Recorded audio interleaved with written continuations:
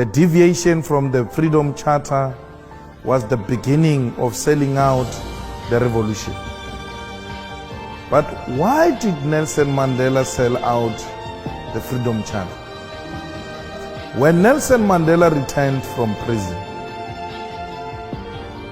he got separated with Winnie Mandela and went to stay in a house of the rich white men. He was looked after by the Oppenheimers.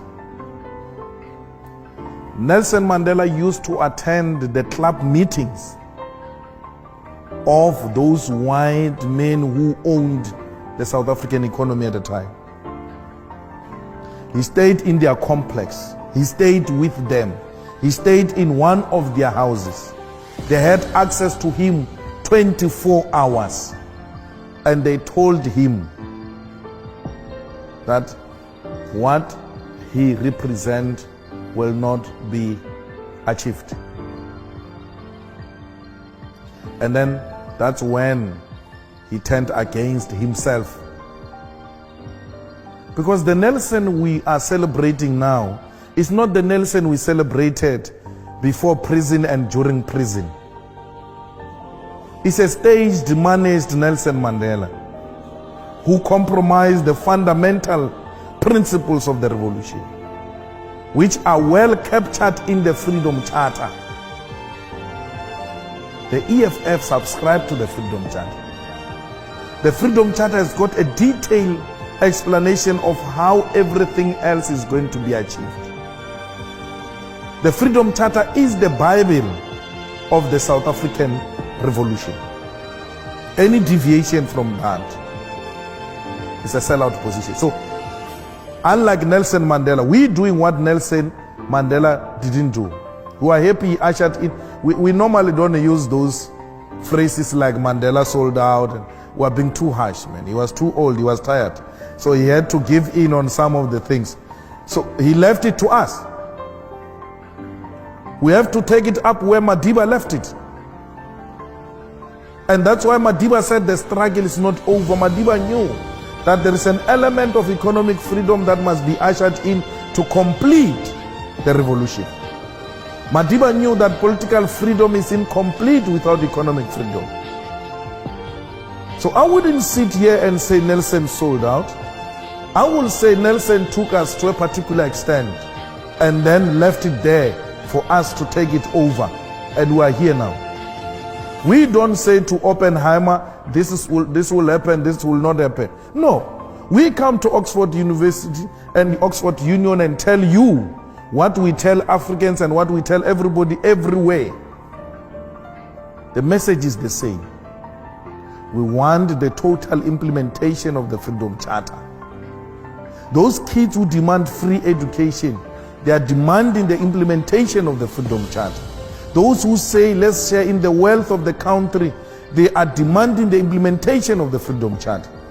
I said to you when I started, we are just continuing with the legacy of great African leaders who came before us.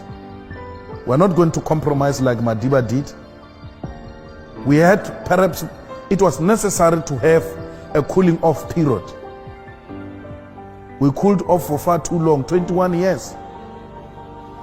Now is the time to stand up and continue with the road towards economic freedom. It is possible. It is going to happen. The most reactionary institutions in South Africa, like universities, are beginning to listen. Well, those are the most arrogant institutions.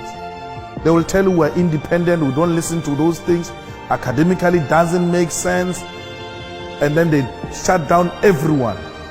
They're being made to listen. Government in South Africa is listening. We marched to the Johannesburg Stock Exchange. We marched to the Reserve Bank in South Africa. We marched to the Chamber of Mines. I sit with you today. All of them are sending responses to our memorandum. All of them are beginning to say, we agree, we need to talk. But in the past 21 years, those were the most arrogant institutions. You can march to them, you can write to them, they will never say anything.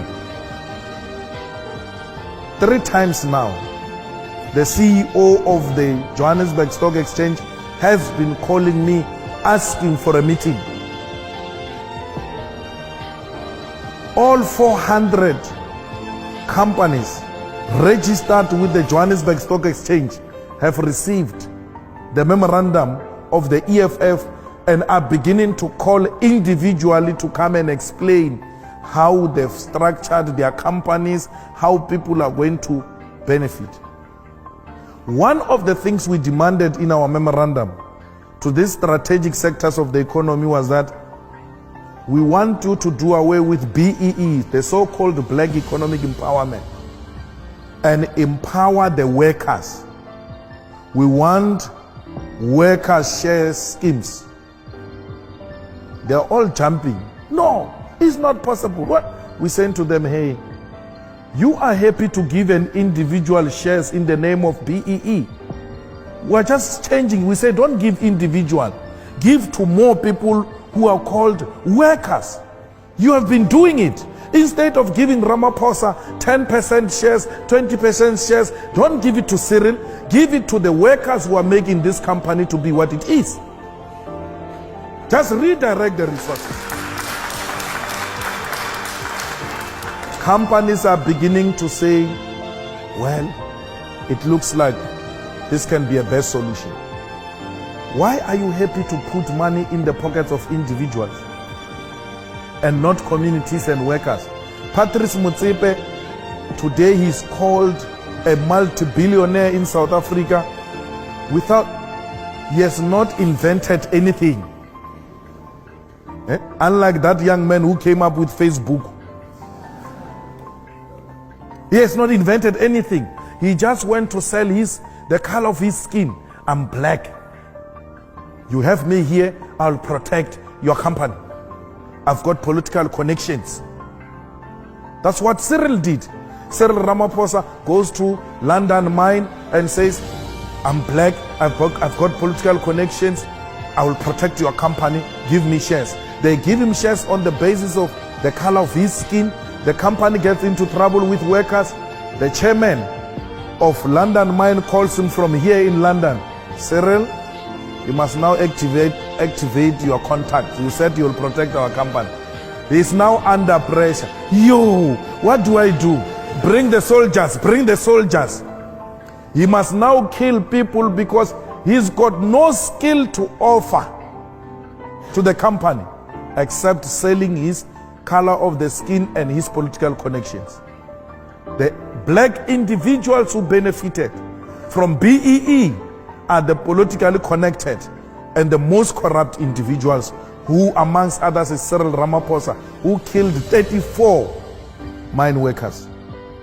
Now, we say to them, imagine these billions in the pocket of one individual. If those billions were shared amongst workers, you increase the buying power. And once you increase the buying power, then you have increased demand. There must be doubling of production. You can't double production with the same staff complement. You have to hire more. That will lead to job creation, will defeat unemployment. We need to put more money in the pockets of the workers. That is the most practical and effective way of redistributing the wealth in South Africa. More money in the pocket of the workers through their salaries, through their shares. That will do away as well with unnecessary industrial actions which lead to serious losses in the companies. Why would workers go on strike if they know that last year each one of us got 60,000 through dividends, and we're told that if we double that, we're going to get 120,000? No one will sleep. They will all work for their money. And when a union leader who's obsessed with stealing workers' money through union subscription comes and mobilizes them for strike, they will tell him, or hey, wait, that strike is going to affect the dividends. Because with those dividends, workers will do a lot of beautiful things. You must just see what they do with their 13th check, bonuses. Imagine they get bonuses and they still get dividends. You tell them to go on strike, you will be speaking a foreign language to them. They won't understand you. They will never agree to go into unnecessary industrial action. You have resolved production, you have resolved unnecessary industrial action, you have increased production. Let workers benefit from this wealth of South Africa. And there's no corruption there. We don't say BEE or individuals. No, we are not going to benefit anything as individuals. The money goes directly into the bank of a worker, not through any politically connected. You pay them dividends the same way you pay them salaries, same account number. You are guaranteed this money will not be reduced by a middleman in between called a trustee or anything of that sort. Workers themselves directly own the shares in the companies. And people are saying, look, this is the best way we can resolve a problem of inequality in South Africa. I will go to Henry Ford. Richard Branson says, you don't have to worry about customers. Just take care of your workers. They will take care of customers.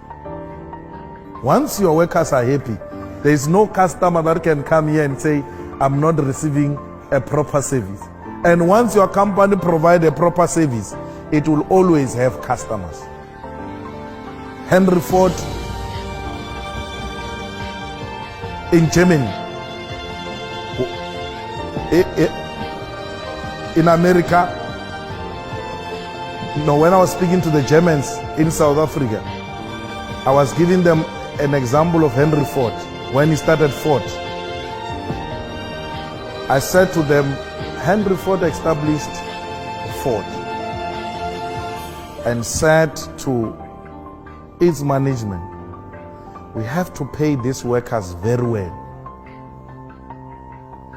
because these workers must be my first customers.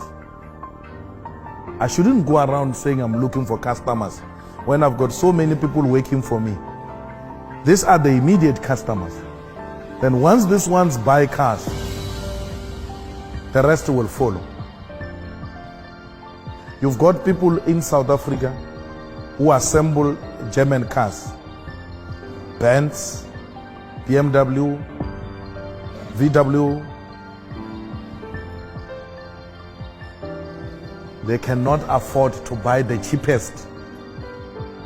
Tata, leave those things they're assembling. Tata, Kia, the smallest and cheapest cars in South Africa. The people who assemble cars can't afford to buy those cars. And then you go around saying there's no market in South Africa, people are not buying it. How will they buy if you don't put money in their pocket? Have the same workers of BMW affording to buy BMW. They will not just afford to buy BMW, they will go and market that BMW themselves. Because workers are the best marketers, eh? They go around speaking good about their company and attract people to come and buy BMW. There's no market because you are not paying them well.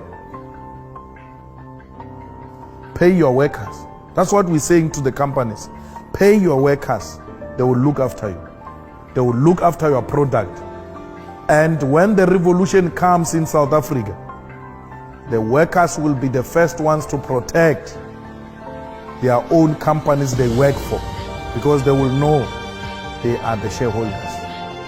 We shouldn't have workers as the first ones to destroy companies because they think these companies are useless, don't even add value in their lives, they are exploiting them. Workers in South Africa, if they are looked after, they will look after many families. In South Africa, you must know that when you work, you don't look after less than 7 people. 7 people you are guaranteed, they are your responsibility. So if you increase a salary of this worker, you are guaranteed 8 people will be looked after very well. And you will deal with all social ills in South Africa, including crime. South Africans don't just love crime. They are not inherently criminals. It's tough, it's difficult. They have to look for other means of survival. That's why they resort to dangerous things like committing crime. Once they are looked after, once their parents are looked after, once we reduce child-headed families, we are guaranteed of a peaceful South Africa. All these things we are asking for will lead to a situation where white people demolishes walls in their houses.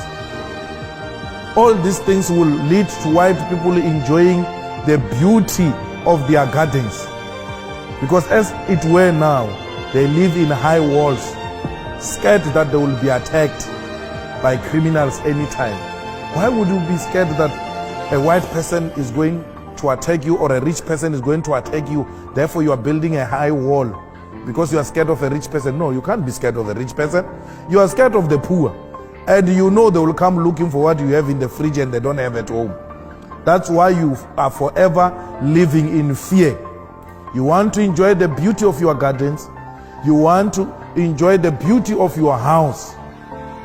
Let's look after each other. There will not be a need for township people to come and steal in the suburbs of South Africa. That happens because even those who are working can't afford survival. I mean, these people who come and work for you in this house in the suburbs and you pay them peanuts, they are the ones who see all the beautiful things in your house. They are the ones who know the entrances into this house. They are the ones who know that today you are going for a holiday. They are the ones that know that you buy special grocery for your dog, yet you don't give them enough to go and feed their families, not dogs, families. Those are the people who need to be looked after. All of us will live in South Africa as a one big happy family.